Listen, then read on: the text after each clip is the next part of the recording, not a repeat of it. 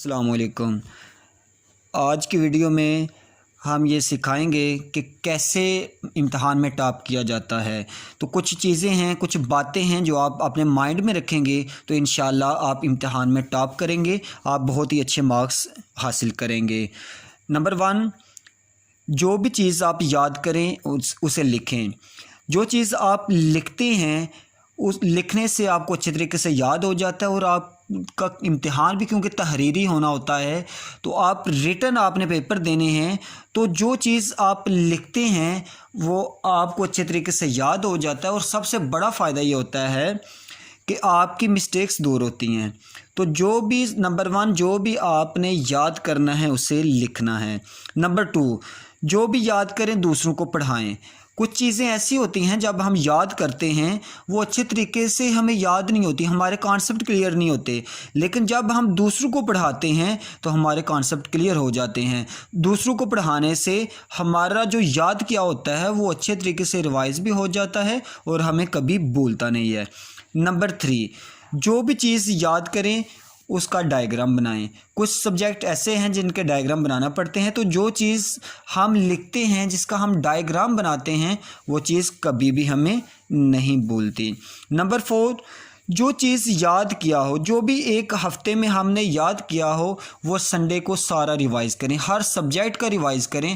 جب چیز ہم بار بار کسی چیز کو ریوائز کرتے ہیں، کسی لیسن کو بار بار ریوائز کرتے ہیں تو وہ کبھی نہیں بھولے گا۔ آپ 3-4 ویک ایسا کر کے دیکھیں تو جو چیز آپ ریوائز کریں گے وہ انشاءاللہ آپ کو کبھی نہیں بھولے گی، اور یہ کافی عرصے تک آپ کو وہ چیز یاد رہے گی۔ تو ریوائز کرنا کبھی نہ بھولیں۔ نمبر 5، جب آپ پڑھتے ہیں تو آپ ریسٹ ضرور کریں، پڑھائی کے دوران وقفہ ضرور کریں۔ جب آپ وقفہ کریں گے تو انشاءاللہ آپ دوبارہ آپ لوگ اسی انرجی کے ساتھ پڑھنا شروع کر دیں گے، کیونکہ انسانی جسم بھی ایک مشین کی طرح ہوتا ہے۔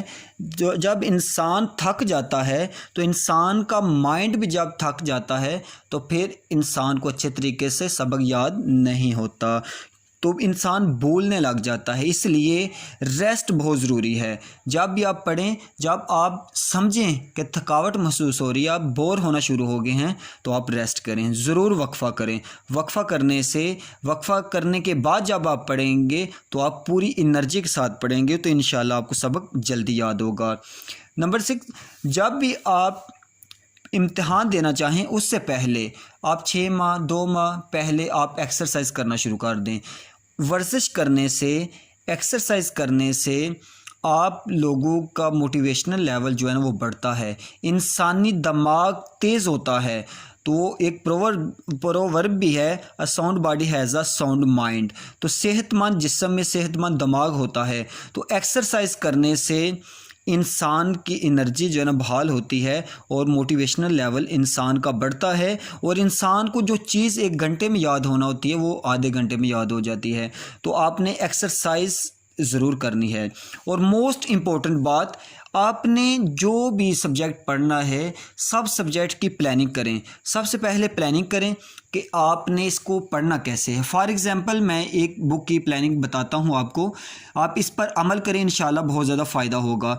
ایک بک کے 8 چیپٹر ہیں، 8 چیپٹر ہیں، تو آپ نے کرنا کیا ہے، 1 ہفتے میں 1 چیپٹر کمپلیٹ کرنا ہے۔ تو آسانی سے 1 چیپٹر آسانی سے کمپلیٹ ہو سکتا ہے۔